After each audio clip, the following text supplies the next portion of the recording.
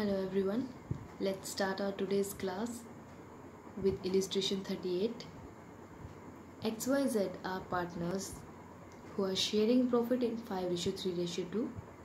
Their balance sheet as at 1st April 2018, the day Y decided to retire, was as follows. तो जब Y retire हो रहा था उस टाइम जो बैलेंस शीट ये शो कर रही थी, चेक कर लेते हैं. लायबिलिटीज हैं X capital, Y capital, Z capital. Opening balances of capital given है.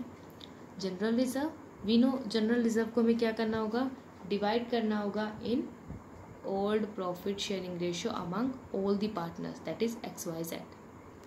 तो इसे टिक कर लिया जाएगा. क्रेडिटर्स है बिल्स पेबल है. एसेट में building, plant and machinery, investment, debtors, token, cash at bank है. फर्दर इंफॉर्मेशन गिवन है. Y sells his share of goodwill to X for 8,000 and to Z for 4,000. यानी कि जो वाई जा रहा है वो एक्स से गुडविल का पैसा ले रहा है 8,000, जेड से ले रहे हैं 4,000. तो जो इनका रेशियो है दैट इज 2:1. ये क्या है, गेनिंग रेशियो. हाउएवर इस क्वेश्चन में गेनिंग रेशियो निकालने को नहीं कहा था, बट आपको जनरली पता होना चाहिए. Stock to be appreciated by 20%, building by 5,000. Stock बढ़ रहा है, बिल्डिंग बढ़ रही है, जो इनके प्राइसेस बढ़ रहे हैं, आपकी एसेट इंक्रीज हो रही है, तो ये रिवैल्यूएशन अकाउंट के क्रेडिट साइड शो किया जाएगा. Investment were sold for 22,000 rupees. This is important point, this is the new point. आपने इन्वेस्टमेंट 22,000 रुपीज़ की सेल की है. फर्स्ट ऑफ ऑल आप ये देखेंगे इन्वेस्टमेंट थी कितने की, 10,000 की. सेल कितनी की, 22,000. इट मीन्स 12,000 रुपीज़ से आपकी बिजनेस की इन्वेस्टमेंट इंक्रीज हुई थी, बड़ी थी. तो इसलिए 12,000 रुपीज़ रिवैल्यूएशन अकाउंट की क्रेडिट साइड रिकॉर्ड किया जाएगा. ओके. साथ ही साथ आपको इस बात का भी ध्यान रखना है कि अगर आपने इन्वेस्टमेंट सेल की है 22,000 की, तो बिजनेस में कैश भी इंक्रीज हुआ होगा. पहले कैश एट बैंक 25,000 था, अब 22,000 रुपीज़ कैश और आ गए, तो बिजनेस में अब कैश कितना हो गया, 47,000 rupees. Y is paid off in cash. Y को हमने कैश में पेमेंट कर दी. तो वाई को अगर हमने सारी पेमेंट कर दी है, फॉर दैट हमें पता होना चाहिए वाई की पेमेंट बनती कितनी थी. Am I right. Prepare revaluation account, capital account of partners and the balance sheet of the new firm. तो देखते हैं इसको कैसे करेंगे. रिवैल्यूएशन अकाउंट में तो सिंपल स्टॉक, बिल्डिंग, इन्वेस्टमेंट आ जाएगा, जिससे प्रॉफिट हुआ हमें 18,000 का, जो डिवाइड करेंगे 5:3:2 में. कैपिटल बढ़ जाएगी. पार्टनर्स कैपिटल अकाउंट बिल्कुल ही सिंपल सा बनेगा,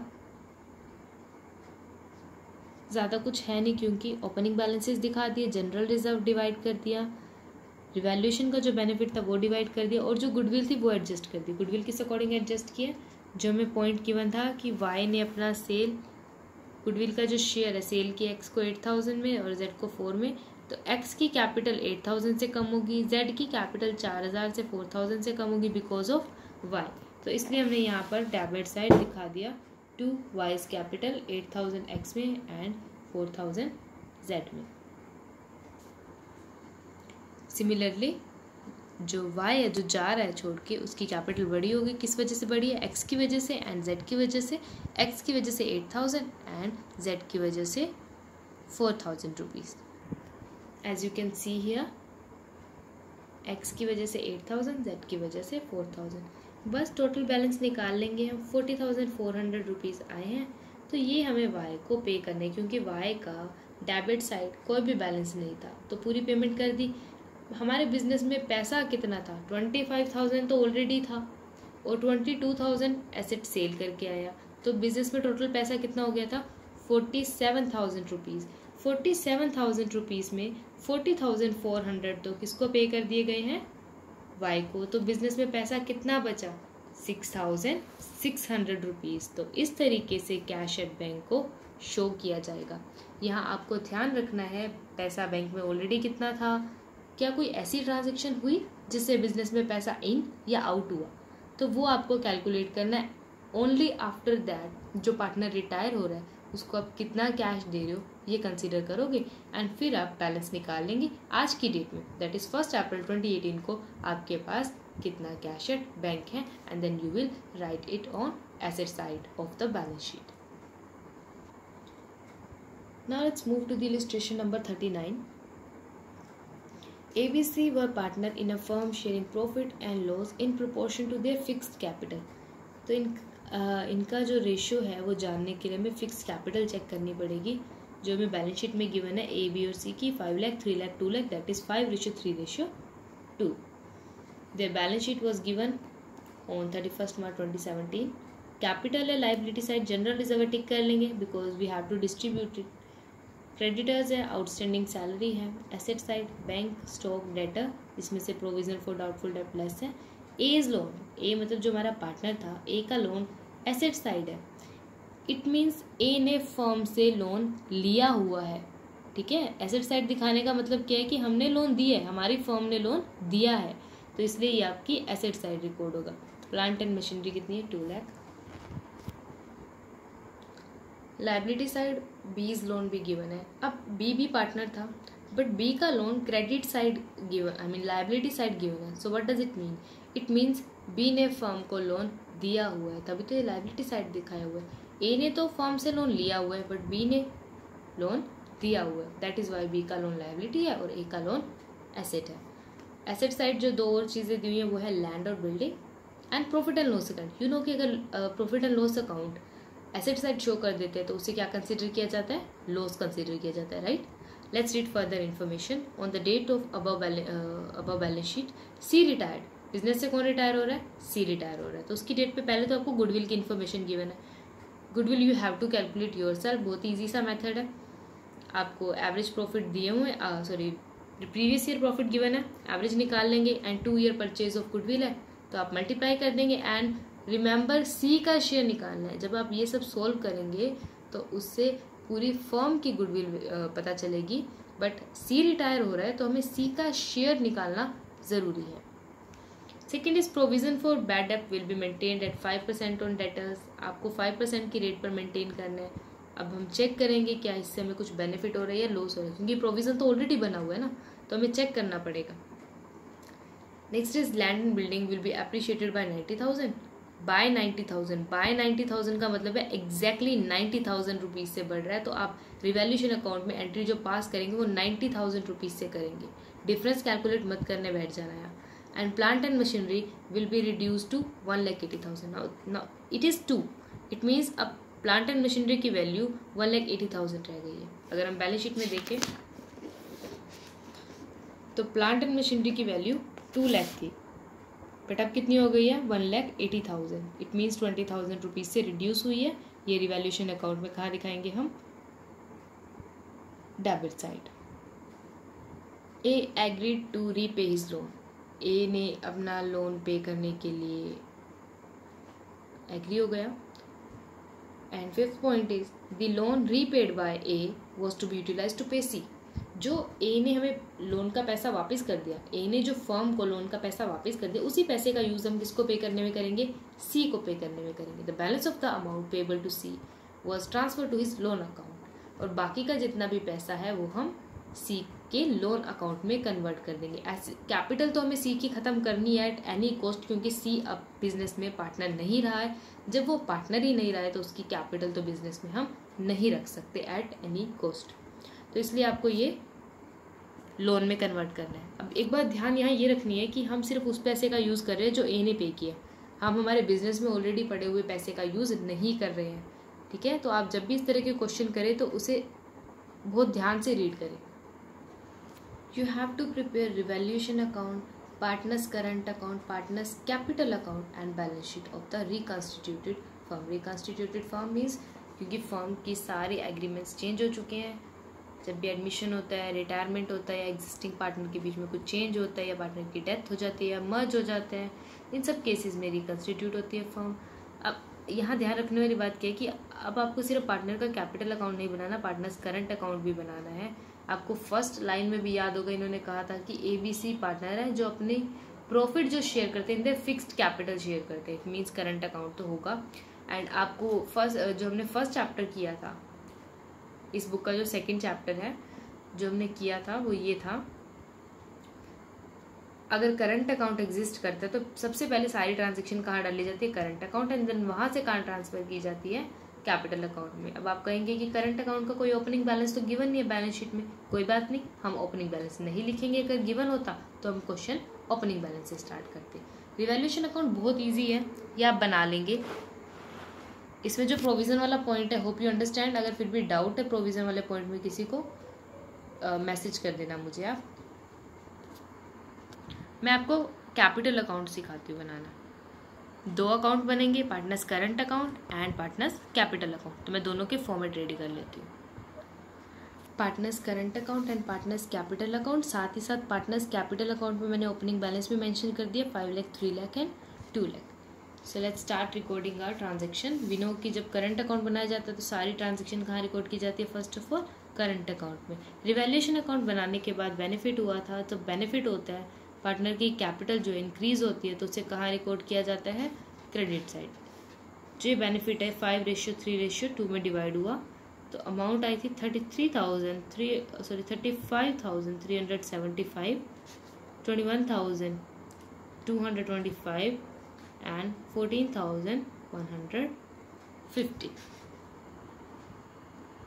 बैलेंस शीट में ऑलरेडी जनरल रिजर्व था, वो डिवाइड हो जाएगा, किस रेशियो में डिवाइड होगा, ओल्ड रेशियो में। तो यह अमाउंट आएगी 37,500, 22,500, 15,000। और साथ ही साथ बैलेंस शीट में क्या था, P&L का लॉस था, तो वो भी मेंशन कर दूंगी। टू P&L कितना लॉस था, 2,41,000, राइट। तो इसे कैसे डिवाइड करेंगे हम, अगेन इसे भी ओल्ड रेशियो में डिवाइड किया जाएगा।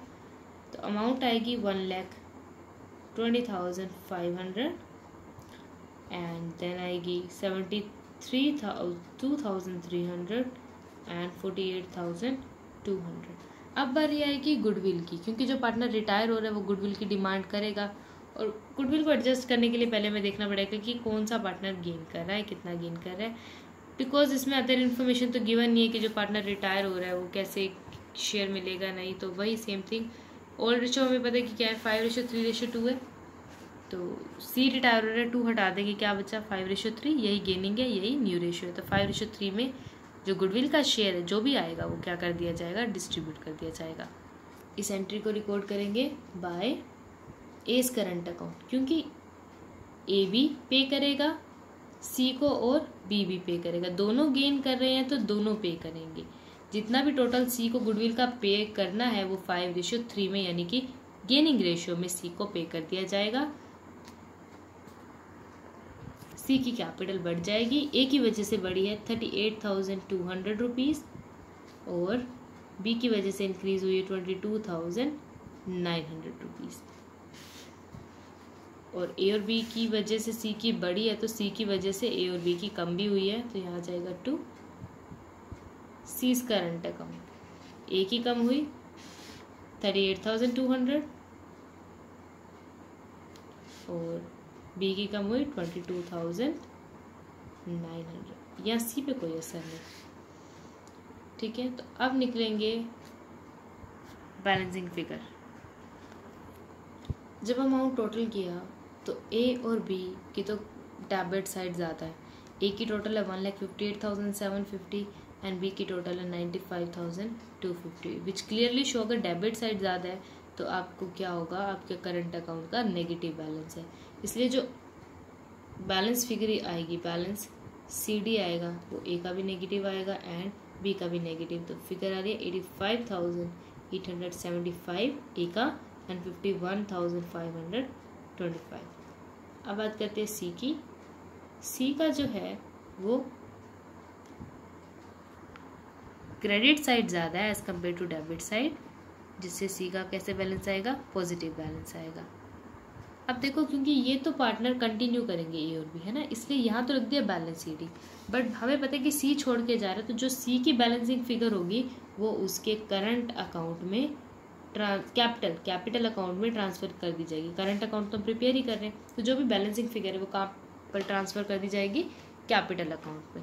सी की जो बैलेंसिंग फिगर है दैट इज 90,350 में से 48,200 को रिड्यूस कर देंगे तो 42,150 150। ये कहाँ ट्रांसफ़र कर देंगे? सी के कैपिटल अकाउंट में। तो ये आ गया कैपिटल अकाउंट।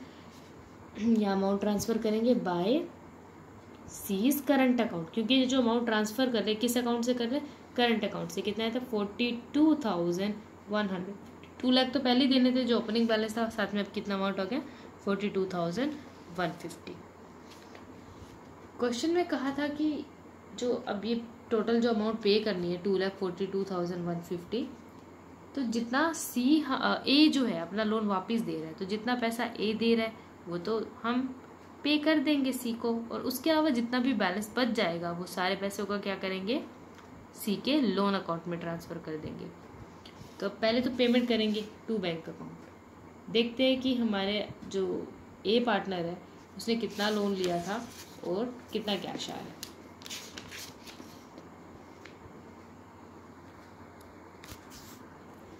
ए ने 35,500 का लोन लिया था, तो इतने की हम क्या कर देंगे? पेमेंट। कितने की पेमेंट कर देंगे? 35,500 की। और जितनी भी यहाँ बैलेंसिंग फिगर आएगी वो ट्रांसफ़र कर देंगे सी के लोन अकाउंट में। बैलेंसिंग फिगर कैसे आएगी? यहाँ का टोटल क्या था? कितना है? 2,42,150। उसमें से 35,500 को माइनस कर देंगे, तो यहाँ जो अमाउंट आएगी वो क्या होगी? सी के लोन अकाउंट में ट्रांसफ़र की हुई अमाउंट। ठीक है, तो बाकी जो ये दो पार्टनर हैं इनकी तो जो बैलेंस फिगर आएगी 5 लाख और 3 लाख ही रहने वाले हैं। तो ये क्या है? Closing capital. ठीक है, अब आपको क्या करना है? इस क्वेश्चन की बैलेंस शीट खुद से बनानी है एंड चेक करना है कि आपकी बैलेंस शीट मैच हो रही है या नहीं हो रही है। Okay students, so that's it for today. As a homework you have to try 38 and 39 practical question and do illustration 40। 40 illustration आपको बस ट्राई करनी है। कल मैं आपको ये खुद एक्सप्लेन करूँगी। Hope you understand today's lecture. In case of any problem feel free to contact me. Thank you.